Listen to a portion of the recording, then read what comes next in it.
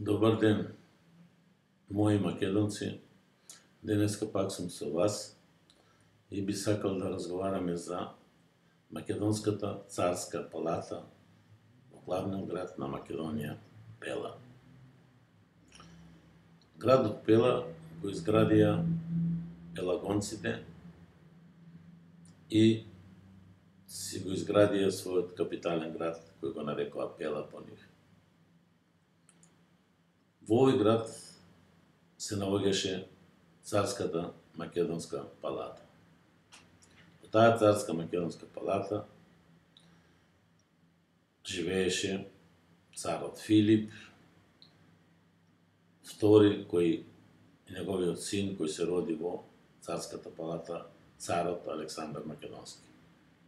Во оваа царска палата се наоѓа сите научни академии во тогашно време кој ги поседуваше Македонија.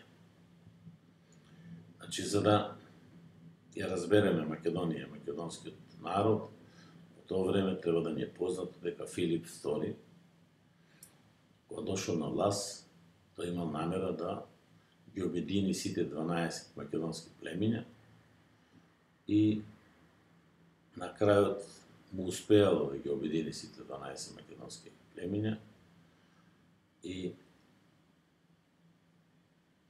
во Македонската царска палата, кај што се наоѓала војната академија, ги школувал 40.000 фалангисти македонски, кои секојдневно тука морале да тренираат, да вежбаат, да се учат. Значи, тој ги описменувал тамо, учеле школу, како се прават патишта, како се прават куќи. Затоа Александар Македонски со македонската фаланга која тргнала пат изградил 16 града со името Александрија и изградил над 70 други градови на целата територија од Пела па се до Индија. За ваква една македонска фаланга било потребно да се школува во Македонската царска палата, каде што се наоѓале сите овие академии, така да тука произлегле многу способни војници, борци, 12 генерали, првите во светот, ги произлегле од Македонската царска палата во Пела, кои тргнале заедно со Александар, и Александар Македонски, македонскиот цар, како генералисимо. Првиот генералисимо на светот е Александар Македонски. Значи, генерал над генералите. Така да, оваа фаланга била не само позната за да води војни, таа на тој пат, кога тргнала од Пела до Индија, градела мостови, патишта, цели градови, била многу научно, собирала разни трефки. Значи, во времето на Александар, на царот Александар Македонски, кога тргнале од Пела па се до Индија, све што нашле, значи од растенја, биле запишани и тогаш е составена првата ботаника, кои имињата од тогаш и денеска во денешната ботаника се истите имиња. Значи, со исти називи кога тогаш македонците ги поставуваа. Значи, во оваа Македонска царска палата се наоѓала и се учело математика, се учела архитектура, значи, како се прават, за да се направи нешто треба да се знае и да се израчува. Значи, математиката постоела и архитектурата. Воедно тие војната академија ги обучувала фалангистите во разни вештини на борба. Фалангистите биле од специјална комисија одбрани, тие биле високи по 1,80 м, тешки 80 кила, многу требале да бидат брзи, вешти во, така да од нив произлегува фантастични борци, Уедно имало и академија за медицина, каде се школувале многу млади македонци кои ја завршиле таа академија, подоцна се познати лекари кои ги лечеле војниците од разни повреди, кои вршиле операции над нив и така натаму. Воедно во Македонската царска палата се изучувале занати како ковачи, златари, грнчари. Се тоа покажува дека Македонија била многу развиена царска фамилија, од каде што македонците знаеле за многу работи. Така да Филип II, после победата на Олимписките игри, ја испечати првата златна пара.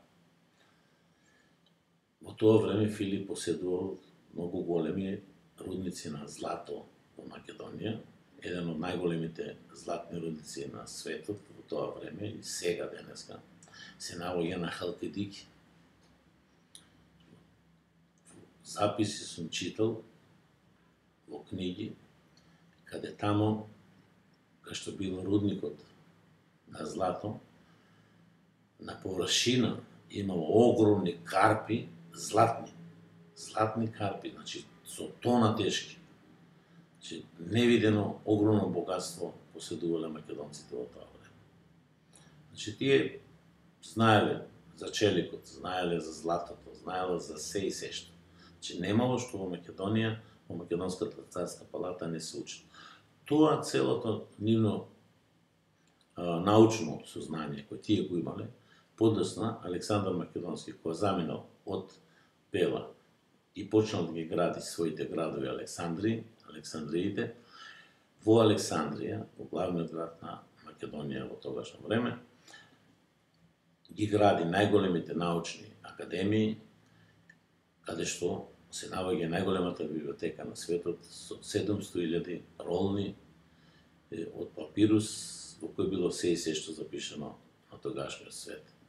Значи, македонците биле писмени од кога постои светов. Значи, најстаро писмо до сега, кој е најдено од Бранко Сотировски, е 400.000 години пред нашата ера.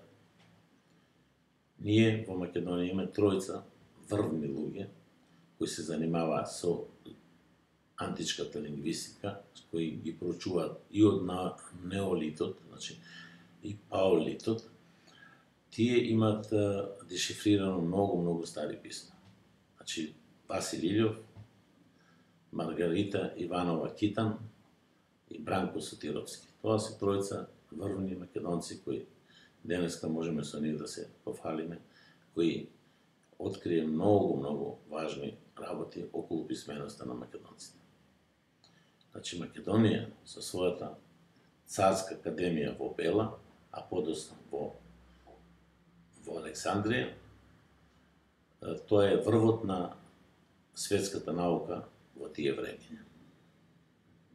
Денеска тоа би сакал да разговарам поради краткото време и ви благодарам што ме слушате. Се надевам на идниот пат пак ќе се чуеме и ќе правиме други разговори. Ви благодарам многу и ви посакуваме убав прекрасен ден.